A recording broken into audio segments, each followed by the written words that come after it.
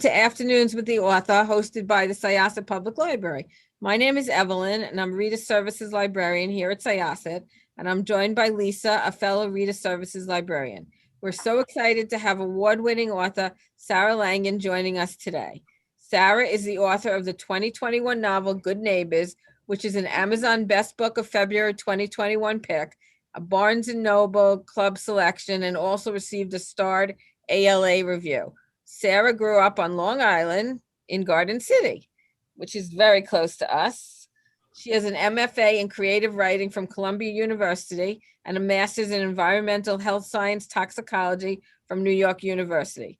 Sarah has received 3 Bram Stoker Awards, and her work has often been included in Best of the Year lists and anthologies. She's a founding board member of the Shirley Jackson Awards and works in both film and prose. Now on to some technical aspects. Today's program will be held through Zoom webinar mode. We will begin with a short presentation by the author and then move on to a question and answer session. In webinar mode, we're not able to hear or see our audience members. To ask a question or make a comment, please use the Q&A option provided through Zoom. Depending on your device, this option can typically be found at the bottom of your screen. You just tap or click on the Q&A option and type in your question or comment, and Lisa or I will read it aloud. The chat option has been disabled for today's event. On behalf of the Reader Services Department, we are glad you have joined us on this beautiful day, and please help us welcome author Sarah Langan. Sarah, it's all yours. Thank you so much for being here. You guys, thank you so much for having me. And thanks for coming, guys. I hope you're having a good, I guess it's 3 p.m. on the East Coast. It's lunchtime here. So yeah. The book is Good Neighbors, and I'll give you a little background about what it's about. It's a fish out of water story about a family called the Wilds who have come from very difficult backgrounds. The mother, Gertie, was a pageant queen, and her stepmother started putting her in pageants from the age of 4. This is all backstory. And her life was very difficult, and she was very badly used until she met Arlo and married him. Now, Arlo is he had like a top 40 song musician, but he got addicted to heroin. And so when he meets Gertie, he's been off the heroin, he's out of rehab, and he's washed up. And he didn't save any money, and the rest of it, he signed some bad contracts. So they get together, and they're those people who are very kind, but very rough around the edges, and they don't know how things work. They just have no idea what the middle class looks like. They just want a piece of it for their kids. So as soon as they have Julia, their first daughter, they're saving up, and they finally save enough money up to buy the crappiest house on a cul-de-sac on Maple Street, Long Island, Garden City, right on a park. And they're like, this is the ideal piece of the American dream. This is what we want. And so they buy this house, but they can't keep up the appearances like everyone else in the neighborhood. And everyone views them with suspicion. The referrals that they thought they'd get, Gertie's a real estate agent, and Arlo is a copier salesman, don't arrive. They're actually making less money than they were in East New York. And the kids don't fit in. Things are a mess until next door neighbor, Rhea Schroeder, takes a shine to them. And Rhea is living her quiet life of desperation. She's the queen bee of the block. She tells everyone what to do. She's a reasonably successful professor, but her marriage is a sham. She's miserable. She's only ever acting happy. And in Gertie, she sees someone that she can confide in. And because Gertie's not going to judge, and Gertie, even if Gertie told anyone, no one would believe her. So she's really attracted to Gertie, and they have a real friendship. And then their daughters become real friends. And there's this opportunity early in the book for them to make each other's lives much better. But what happens instead, and the story that is really important to me that I'm trying to tell, is that their defense mechanisms tangle on each other, and they have this misunderstanding. about what each is trying to do to the other, and they see harm where it doesn't exist, and they have a falling out that's awful. And Rhea quickly betrays Gertie and tells everyone in the neighborhood what Gertie's past is, that she was used badly by her stepmother, loaned out to men. She casts suspicion on Arlo. She lets everyone know he had this heroin problem, and the neighbors double down, like the Wilds even less. And then it's the near future. And the reason I said it in the near future is because I wanted things to be more tense. I wanted more to be on the line. And I think the middle class is really getting squeezed right now. That's only going to get worse. Global warming is not only inevitable, but incredibly expensive. So it's in 2027. And at the opening of the story, this sinkhole appears and a child falls into it. And the neighbors are so primed to find a target for this awfulness that's happening that as soon as any suspicion arises about the Wilds, they decide it's the Wilds' fault. The Wilds are responsible for this child going down the sinkhole.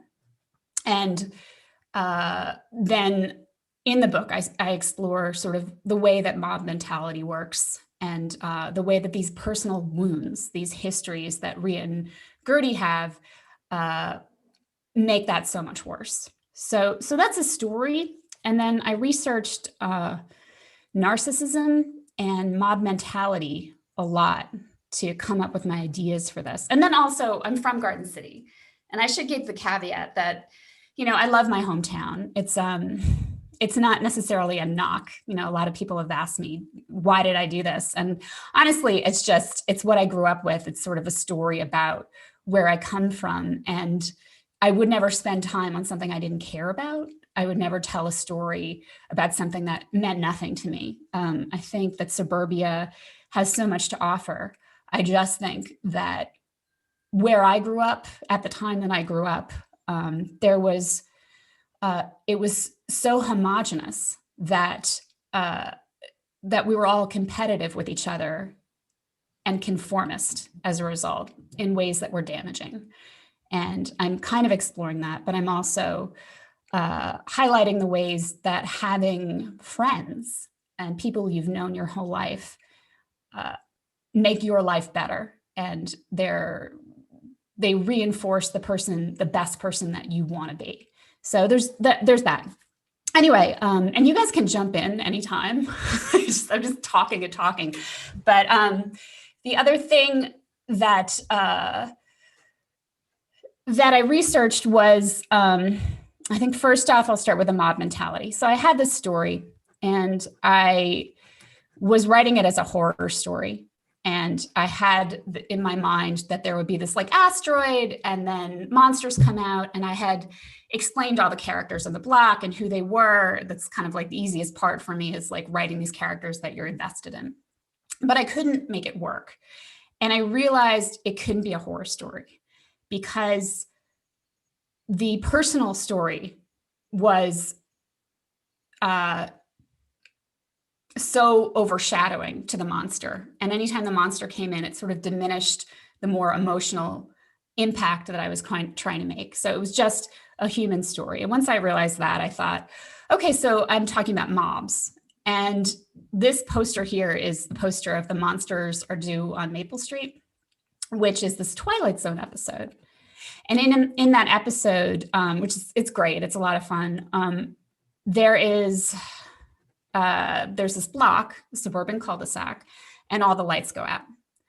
And what happens is all the neighbors come out and they think, who did this? Who's responsible for this? And this is the height of the Cold War and McCarthyism. So it's two possibilities, right? It's the Russians, or, it's something from within.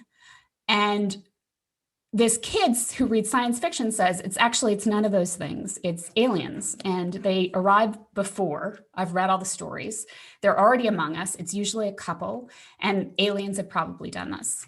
Because the lights keep flashing in different houses, they start blaming the owners of these different houses. And at first the mob says, this is crazy. of course it's not aliens. But as the night wears on and they become more frightened, they decide, yes, it's aliens. And pretty soon, one person shoots, a member of the mob shoots a stranger or some guy who just arrives. And it's horrible and it's bloody. And then we pull back and you see the actual aliens who are on the top of the hill who look like humans. And they say, this is how we're going to end humanity. Because every town has a Maple Street. And we go from one Maple Street to the next Maple Street. And we make them kill each other. And it's so easy. It's so easy to get humans to turn on each other. And then you pull out again. And Rod Sterling says, or Serling, I keep calling him Sterling, but it's Sterling. He does something that he never does in any Twilight Zone episode, which he says, the tragedy and the pity of it is, this is not confined to the Twilight Zone. It's happening right now, and it affects our children and our children's children. And it's just like he just went for it. And it's so good. It's so good. So I researched that, and I thought, everything we've ever been taught, or at least I was taught in my generation, is people are mobs. You read Andersonville, you study Kitty Genovese, you study the Stanford prison experiments, and it's that mobs form easily, people are bad. There's this thing called the bystander effect, it's real. But the more I investigated, the more it sounded like a fictional construct. Because in fact, Kitty Genovese, she did not die alone. I don't know if anyone knows who Kitty Genovese is, but okay. So she's this woman who, do you guys know that she didn't die alone? So yeah, I mean, it's surprising. So I was taught all growing up, there was this woman in Queens, and Queens is so terrible, and that's why everyone had to leave. And in some ways, it's a justification for white flight. I think that's why it got so popular, this myth. But in fact, all the neighbors heard this disturbance. And the story is that no one called the police. They listened to her scream until she died. No one should live in the city. And there's this thing called the bystander effect, where everyone assumes everyone else is helping and no one helps. And it's horrible. No one cares about each other in urban settings. But in fact, lots of people called the police. The police suppressed that information because they didn't want to look bad. And at some point, a neighbor came out and yelled at the guy who was attacking Kitty Genovese. So he went away, but then he dragged her behind an alley. And no one knew that this was happening, or they would have stopped it. And then Kitty was as she was dying and her attacker left, a neighbor saw her and ran out and held Kitty in her arms as she died. So that's like a completely different story than what we were taught. And then the same goes for the Stanford prison experiment, which is that this professor at Stanford does the study, and he gives people a role as either a guard or a prisoner. And the kids who are playing these roles within 3 days go crazy and start imagining they really are the guard, they really are the prisoner, and they become increasingly sadistic to each other and not feeding each other and hurting each other and beating each other. And the whole experiment has to end because it's so, horrible for anyone to have to go through, and it's psychologically scarring. But we go back to that years later, and that's not why it ended. It ended because it was so flawed. And the professor had already told his students what he wanted to do, which is like such a violation of these studies. So what happened was that these students were playing a role they knew he wanted them to play. They were not damaged. And then the professor made a career on saying people are horrible. So anyway, I did all this work, like trying to find out what people are like. And I realized the narrative itself is the problem. And so that was a lot of the story, and What Good Neighbors is about is narrative. So Gertie and Rhea have this story about what people are and what they'll do to you and what the world is like. And they've sort of made their personalities are based on that. And the wider world has this narrative of what people are like and how people will act and what you're supposed to do that I really wanted to interrogate, because I think the narrative that humans are bad is very dangerous. I think the narrative that we tell ourselves about what kind of harm people intend for us when they say certain things or when they're confrontational is dangerous. So it was a lot about that. And going into the next thing, I studied narcissism and narcissistic personality disorder and attachment disorders, because I was trying to figure out, well, who would lead my mob and who would be charismatic, because I think I didn't want a character who was all bad or unsympathetic. And truthfully, if you read the book, it's not really a mob, it's different people reacting. And half of the people leave the block because there's a toxic sinkhole and they have the good sense to get out. So it's really the people who remain who are sort of primed more toward violence. Anyway, what I studied about narcissism just hit a nerve, and I realized that was exactly the personality that I wanted to have for my main character, because I'm very compassionate toward her, but she has these ideas that are that don't make any sense. And she is one of those people who needs to be in charge because she's concealing so much. And if she's in charge, then no one's going to ask her any questions. So there's so much more I could talk about with narcissism, but it's great. It's really interesting. So all of those things sort of coalesced in a way that was really exciting for me, because I know I'm scattering different ideas, but they came together in a way that I thought I was trying to answer the question of what has been happening to us as a country for the last 4 years. And this was my effort to answer that question. And I think that, it's an effective response. So I have talked for like 20 minutes. Questions? No, that's been great. It's really great. I mentioned in the beginning that you were a Bram Stoker Award winner. For those who don't know what that is, could you explain that to everybody, please? Oh, sure. I'll show you one. They're these. Oh, you have the award? Cool. Oh, And then you open it up, there's a little door. It says what it's for. Oh, it's for the missing. So that was my second novel. Very Anyway, cool. they're super cool, aren't they? And they it have is like really cool. gargoyles and little skeleton guys. They're great. So the Horror Writers Association is a lot of horror writers belong to it, and they vote. And every year they pick outstanding novel, first novel, short story, anthology collection. So I won 3 of them. I'm super proud of it. Those were for my second and third novel and a short story called The Lost. Great. Fabulous. Have you always wanted to be an author? Yeah. Since I was 4 years old, I've wanted to be a writer. Yeah. But I was afraid to write. I was afraid I'd be bad at it. So I actually didn't do it until I was in college. And what was your undergraduate degree? It was English and creative writing. Oh, okay. So you definitely were headed in the right direction. Yeah. That was why I went to the school, because they had this minor in creative writing, but I had never written before. It's just like, this is what I want to do.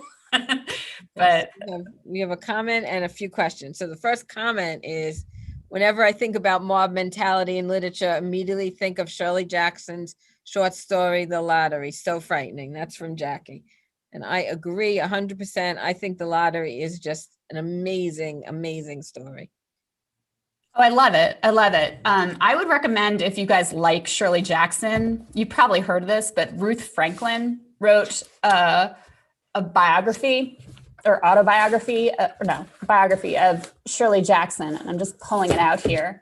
And it's great. I really highly recommend this, about her life, because things weren't easy for her. And she managed her own career. And she went through literary agents, and nothing really worked out for her. Because, I feel like I'm working in her same wheelhouse, which is that as a woman, people expect, just because of the name, the story to be a little bit sweeter. And it's not. And people don't always know what to make of it. So with Shirley Jackson, she, her paying the bills job was writing for Good Housekeeping. And they didn't like her, and they fired her. Oh boy. And like, it's amazing. It's so great that the New Yorker supported her. I think the lottery got the most hate mail the New Yorker ever received. It's like, it's interesting. Her life was really cool. Oh, and I run, so some friends and I founded the Shirley Jackson Award, which has been going for about 15 years. Oh, wow. That's wonderful. Yes. Okay, because I have a follow-up on another question. Okay, somebody's asking, was Arlo based on a particular musician or a combination of a few? And I also wondered if you knew anybody like Gertie or, you know, Rhea, any of the characters, but I was curious about Arlo also. So, no, like I don't base my characters on people whom I know in real life. I kind of instead just like try and imagine what character works best for the plot. And then I imagine myself in their position. And I think it's effective, even though it's me instead of someone else, just because their circumstances are so different. So no, but I did live on Avenue A in the East Village. I don't know if you guys know that, but it was in the 90s. So I lived over Mikey's pet store, which was like, it seemed like a fishy, like no pun intended, pet store. And I finally went into it and was like, what kind of pets do you have in here? And they're like, rats. And I was like, you're a drug front. And like, so Avenue A was terrible. And in my mind, Arlo was one of those people at the bars, you know, at like 2A or, you know, these different bars that were still selling bud for $1. And the bartender was like blitzed and you didn't want to go into the bathroom because someone was always shooting up.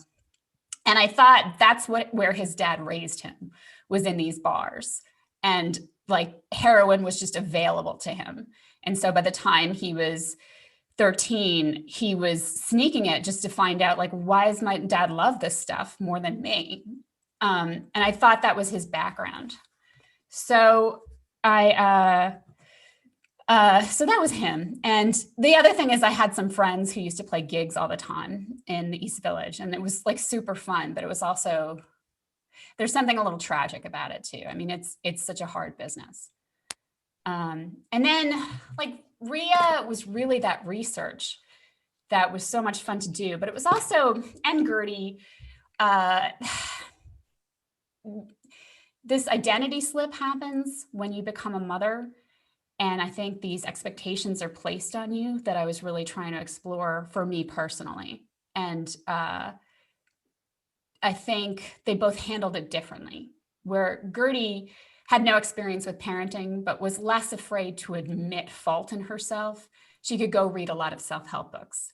And she still was never gonna be like the lady next door who like knew how to brush the kid's hair and knew like to like register your kid for all like the special good classes in the public school and work the system. Like she was never gonna learn that. She was going to figure things out. And she was getting help because she'd married a man who was her partner and helped her and considered it his job to be a husband and father as much as it was his job to bring in an income. Whereas I think Rhea, because she had this problem where she felt that she was either the most amazing person on the planet or the worst person on the planet, that she didn't want anyone to ever really get close to her, because then they would find out that she was empty, that all this stuff she's been covering up is a lie. You know, like her whole past is founded on quicksand. And she's terrified of that. So who does she pick but Fritz, a guy who is really incapable of being a partner. He loves her. He clearly loves her. He's going to be loyal to her, but he can't even have a conversation with her. And if she were to say like, do you think, you know, I had an argument with a lady across the street. What do you think? He'd be like, I have to go. Like there's no help. And I think that made her sick. You know, I think she started off not great, but I think living in a vacuum for so long was hard. And I think, you know, Tova Mervis wrote this book, it wasn't The Outside World, but it was within the last few years. And it was about Orthodox women and other characters sort of trapped in their apartments in New York City, just because that's how it is, right? You have a kid, you're not supposed to leave your house, you're just supposed to take care of them. I think that's very unnatural. Like, I don't know, if anyone else went through this where you were like, I guess I'm not getting any help this week. I guess I'm just home with the kids. And I think it can be, that isolation can be damaging. I'm just looking up. Okay, we have other questions. Jackie would like to know, what inspired you to choose a sinkhole as the catalyst for the events in the book? And I'd also like to know, have you ever experienced a sinkhole? Oh, so I'll answer your question first, which is after I started writing about the sinkhole, a sinkhole formed at the bottom of my block and cut off, like, giant. And the public works filled it with cement, but then it got into the water line. So then they had to come back and shut our road from 9 to 5 every day for about 4 months. And then, like, you know, for an hour, they'd open it up for lunch, but either you had to leave or you had to stay at home. And I think that really plays into, like, we're really not prepared for global warming and climate change at all. So the reason I came up with sinkholes instead of this, like, asteroid, which was not working, was I gave the book to my friend who's another writer. His name is John Evans. And he said, you know, sinkholes are common. Why not do it from beneath instead of from, you know, an alien? So I did that. And I'm really glad I did, because it's also so much about global warming. And so climate change and increased temperature increases erosion, which is what's responsible for these sinkholes we keep seeing more and more of in the media. I wasn't familiar with the word bitumen. Is that it? Yeah. I Googled it because I had no idea what that was. Yep. It's just tar sand. It's incredibly expensive to turn into, like, functional oil. And originally I had this idea that despite it being so expensive, oil companies would come along and want to mine it and destroy the town.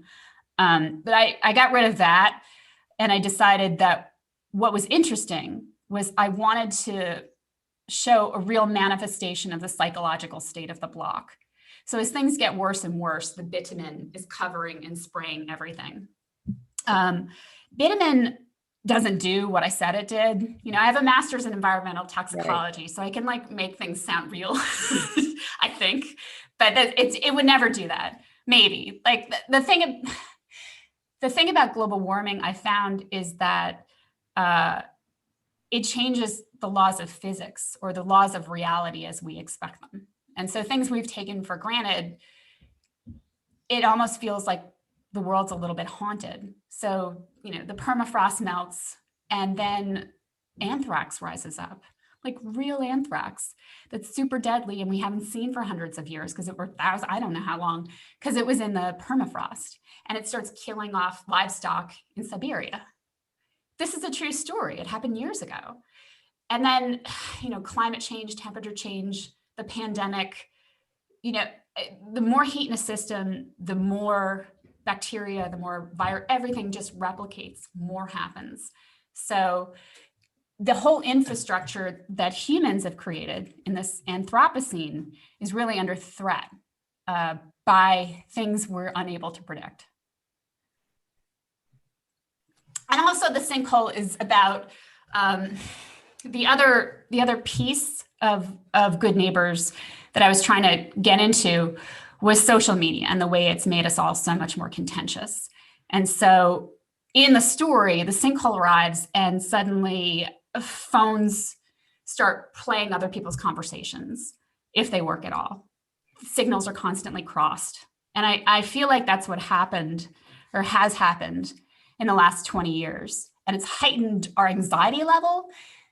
And it's also like Facebook and Twitter have sold us this lie that we constantly have to state our opinions. And if we don't, people are going to die. Like, it's our moral obligation to save people in some war in a country we've never heard of. It's our moral obligation to yell at a guy who killed a tiger. It's our moral obligation to try and get someone fired that we've never met. And I agree with much of the social change that's happening. I just question the rage behind it. So that's my other thing. Okay, so that must have been torture for you guys to have that sinkhole. And did you, I don't know if you speak Yiddish or not, but if by putting it in the book, you know, it's like you brought it out there. I manifested it. Yeah. Like you don't want to give it a kind of horror, they would say. So that anybody who speaks Yiddish. But also, I couldn't believe it. It was if you think about it, a sinkhole is something that kids are going to want to like hang out by because it's something that you don't see all the time. It's like all of a sudden a hole in the earth, and the kids were gravitating towards it, you know? Well, it's the parents are like, don't go near the sinkhole. And it's yes, exactly. It's the worst thing you could say to kids. They got to sneak over there. There's no ifs, ands, or buts about it. That's what they're going to do. Okay, we have some more questions from Donna. She would like to know, how long did it take you to write this book? And can you talk a bit about your process? So I have a different process for everything I do. The shorter the story, the shorter the time I spend on it. I might have an idea and then I'll sit down, or I won't even have an idea. I just enjoy sitting down and writing. And then I'll see the germ after a few hours for a short story. And then I'll work on it for a week or two. And then I'll put it down for a week, come back to it for a week or two, and it's done. And that's a lot of fun.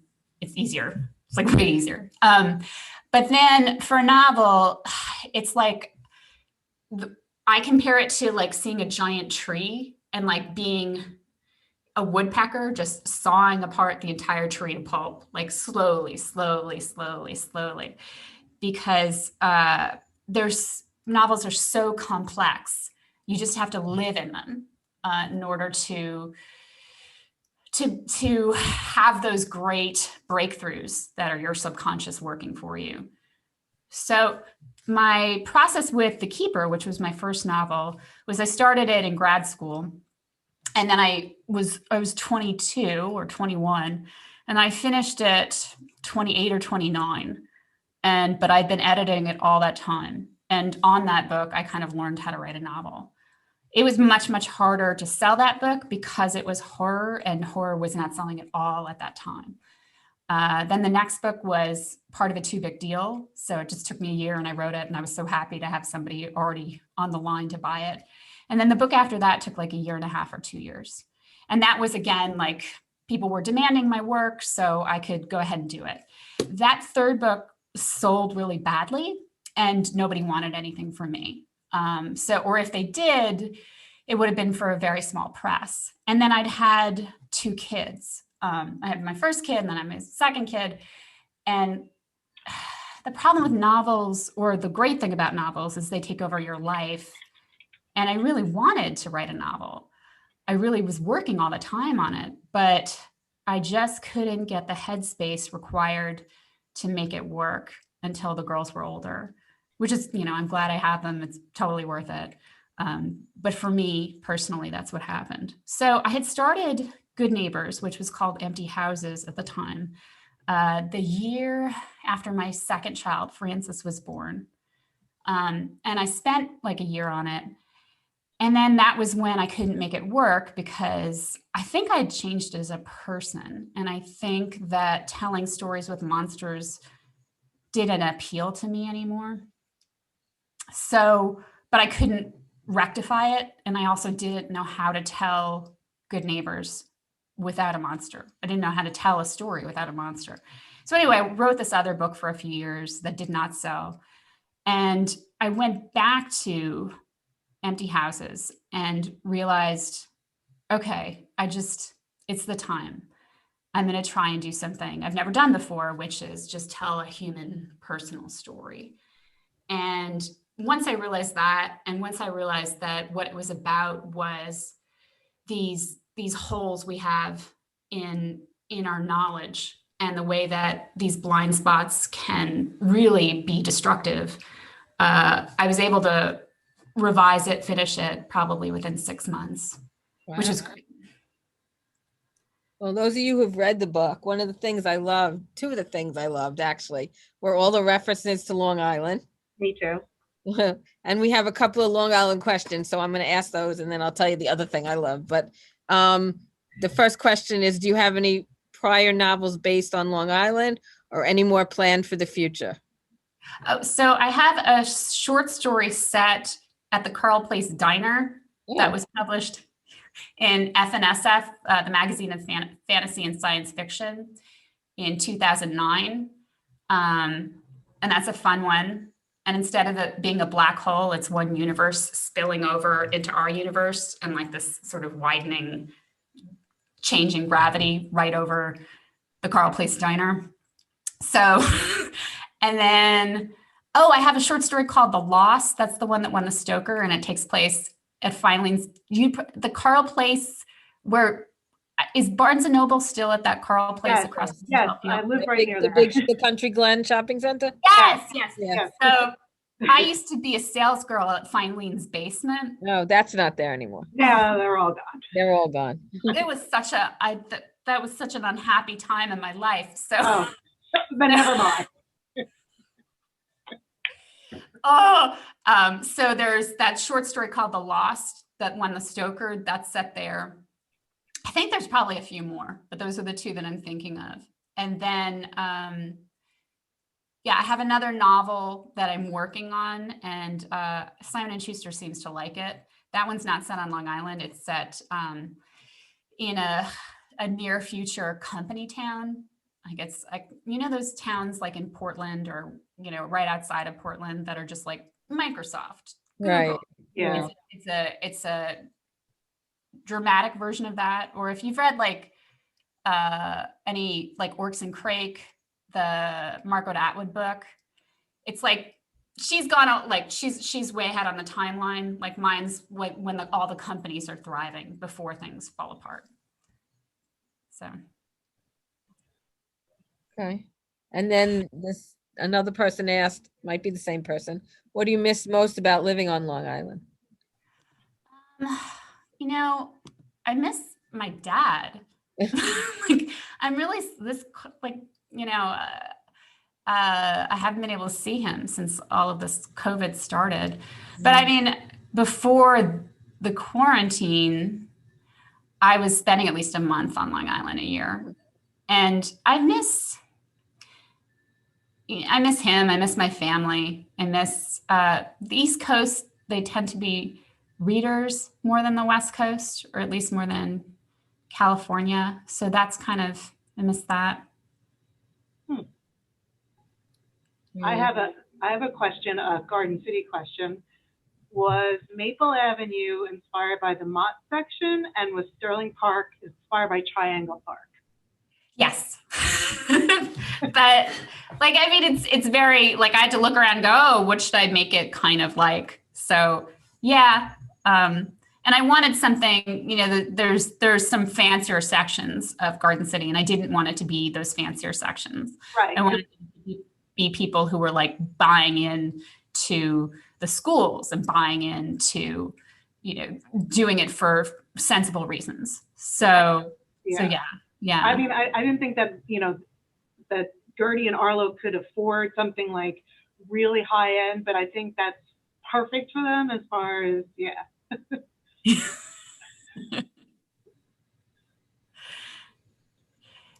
So I've been writing the adaptation for television, and it's so much fun to like, now I'm much more able to describe what their house looks like. Oh, wow, really? They move in, and the people who lived there before were a cat rescue. Oh no. It's like all carpet that they never took out. And Arlo's like sneezing all the time. And where is that going to air? Oh, we'll find out hopefully soon. There's someone good, like it's all good. Like it has a producer who is wonderful and has been really helpful in teaching me how to write a pilot. And there's a wonderful person who's very talented who's attached to it. So we're hopefully going to be taking it out to the different studios in the next couple of months. Oh, congratulations. Good luck. Thank you. The reason I'm someone who has no decoration in my life, but I have to for the Hollywood people, I have to pitch this thing for 20 minutes at least, more like 30. I'm just supposed to talk on Zooms. And so I got all this stuff as conversation and also to, yeah. That's great. We'll look forward to seeing that. That's Yeah, for I sure. can't wait to see. Maybe they'll come here and film it in Garden City. I was gonna say that would be so cool. they can make it realistic. Maybe we could be extras. There are a lot Or of we could be some of the neighbors. Right. Yeah. You know what I was going to say? What else I loved about it? I loved watching the count of the people going down. Yes. The map of Maple Street, and then on the next page, the amount of people that live there, and as Vacant. everything happens, the amount of people just went down and down. I don't want to give anything away, so please stop me but I just love that. I thought that was just so great. I love the map. I just thought that's what inspired me about, asking about Mott, because the way it just, crescent, the way it's described. Well, you know what it was, is I wanted it to be a cul-de-sac. I thought that made sense. But then when you do the timing of how long will it take the kids to run from the sinkhole to the houses? If it's a cul-de-sac, it's 2 seconds and everyone hears them screaming. But if it's this thing, this is what it's huge, and then it shows where all the houses are, then it takes a long time. Simon & Schuster was really cool. They hired an artist who worked with me to draw it, which was insane. It was great. Where was the 7-Eleven? Well, they always seem to go to 7-Eleven. Well, so I always went to 7-Eleven growing up. Did you guys? Oh. You'd be like, I have 30 cents. I'm going to get so many Jolly Ranchers. How much of that? We walk and just pick kids up on the way. We had a corner stationery store that we went to. We didn't really have a 7-Eleven around my area until later on in life, but. Well, there weren't that many 7-Elevens. There's definitely a lot more 7-Elevens than there were 20 years ago. I think my only experience with 7-Elevens was when we drove out to the Hamptons. There was one on the way over there. We stopped there for milk. There was one there's always been one in Syosset for as long as I can remember. Oh, okay. Yeah. Okay, we have one more question on here that I'm going to read from Amy. Have you ever encountered pushback from publishers along the lines of, how can you write effective horror as a woman? I don't think it would ever be that overt. But I think it's internalized. And I think we all have internalized assumptions about what women are and what their value is, that I think needs to be constantly addressed and considered, and we need to be thinking about it. So no one's ever openly done that, but I can see it. And it's frustrating. Even with an award named from Shirley Jackson, one of the best horror writers, being a woman, you would think that it would be accepted, not an issue. Well, but you look at, so that adaptation was written by men, The Haunting of Hill House, and they made a man the main character of that story.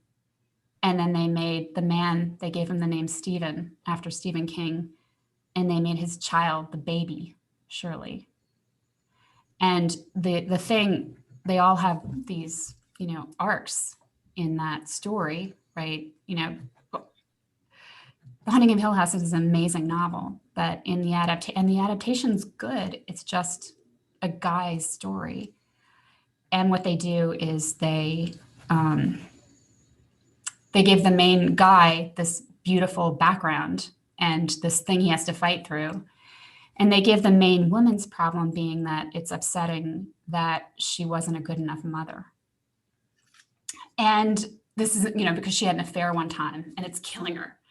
And it's, they really reduce the complexities of women whenever they're able.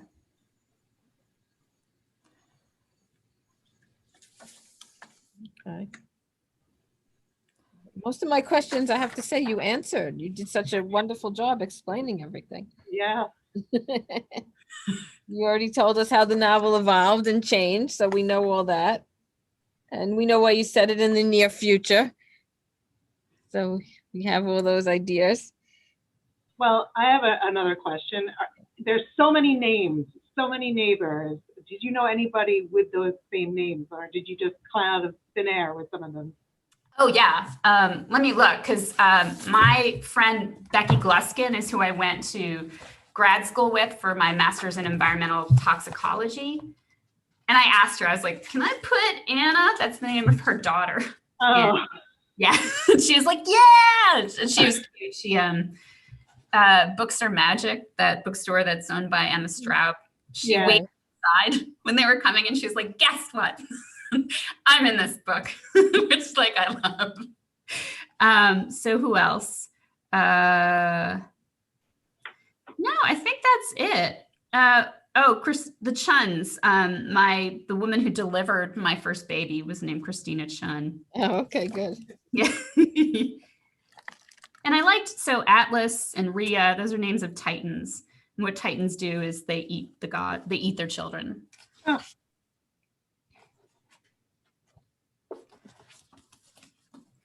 I like that you have the ages also, so we can kind of like picture them in our heads. Well, because there were so many groups, and I'd cut, this book was 3 times longer, and I had groups, because when you're in a neighborhood, you have like the tweens, then you have the little kids who weren't really allowed out, and then you have those older kids who are running around, and there's this whole section of the dynamics between the older kids that's gone. It was dark, so it was too much. Yeah. But yeah, I like how you put articles from Newsday in there. Yeah. I hope Newsday is still here in 2047. Yeah, me too. The paper gets smaller and smaller every day. So. Oh, we have another question from Donna. What have you enjoyed reading during the pandemic? Oh, so much. I love Lauren Groff. I love everything she writes. I think she's just so interesting. Along those lines, Karen Russell is similar to her. Station 11, I thought was great. Winter's Bone, Daniel Woodrell. Really good horror, but like cool, was the Southern Book Club's Guide to Slaying Vampires by Brady Hendricks. One of our librarians loved that also. That book, yeah. It's terrific. It's terrific. He's a friend of mine, and it's set in the 80s, and it's about housewives in the 80s. And he read The Feminine Mystique, like when he was thinking about how to tell their story, and he does it so well. Dan Sean, Ill Will is great. Those are a few. And then, you know what? I love Queen's Gambit. I love that show. I think it's on Netflix. But I also really love Walter Tevis, and he wrote Mockingbird, which is one of my favorite all-time novels. Is it horror? No, it's science fiction. Okay. It's like the future, but it's beautifully told. Like, he also did The Hustler. His stories are all about arcs of human beings through trial, and I think he tells such complicated stories in such beautiful ways. Now, was this book finished before the pandemic started, or were you still writing? Yeah, it was done. Oh, okay. And I wrote a short novel called You Have the Prettiest Mask during the pandemic. Oh, okay. Where can we find that? Lady Churchill's Rosebud Wristlet, which is published by Kelly Link and Gavin Grant. And that came out, I think, in December. Okay, you want to repeat that again? Where do we find Sure. Lady Churchill's Rosebud Wristlet, Wristlet. It's like, I'm like, is it like rural juror? Like, it's impossible to say the title. But anyway, it's a zine put out by Small Beer Press, which is a small press in Massachusetts. And then this came out this year, which is the best horror of the year, edited by Ellen Datlow. And that should be in most bookstores and libraries. And I have a long short story in that called The Night Nurse, which is also, that might be a movie, which would be great. Wow. So you are continuously writing, and the pandemic did not slow you down one bit. It was easier because the kids were at home, so I didn't have to arrange play dates. Oh, okay. Good stuff. They're just home. I don't know. It's been, it's been how pandemics are, but mine's been luckier than most people's. And if you tried to write this pandemic, they would have laughed at you, right? They would have said, what a horror story. We can't even put this out. Nobody will believe it. Not at all. Not at all. Right. And then if you were unlucky enough to have written it and tried to sell it during the pandemic, that's not a book anybody wants.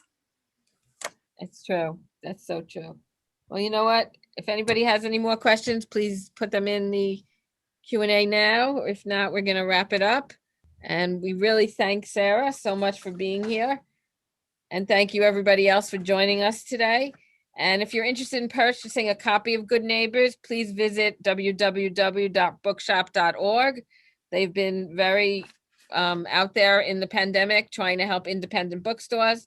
If you'd like, you can always reserve a copy at the library. So please call us at 516-921-7161, extension 239, or you can reserve a copy through the online catalog. And please know that it's also available on Overdrive and Libby. So please join us next week on Tuesday, March 16th at 3 p.m. for our title swap. And on March 30th, we have author Julia Cook, author of Come Fly the World, the Jet Age story of the women of Pan Am, will be here to discuss her 2021 release. Sarah Langan, thank you so much for joining us. Thanks for having me. And I hope everybody grabs a copy of Good Neighbors and enjoys it, and all the Long Island references, which it's always fun to have that in the books. And be well, everybody. Have a great afternoon and hope to see everybody next time. Thank you all so much. Thanks. Bye.